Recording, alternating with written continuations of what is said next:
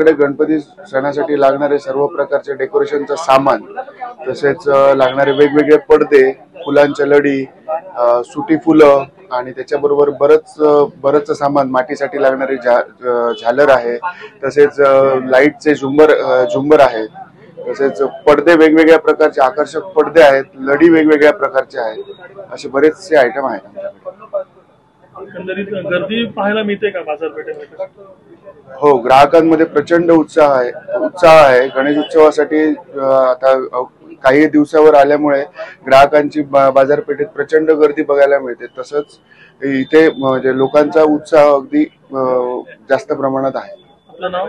माझं नाव ऋषिकेश शिरसाट, दुकानचं नाव आमच्या मांगल्य, पत्ता जिजामाता चौक, कुडाळ।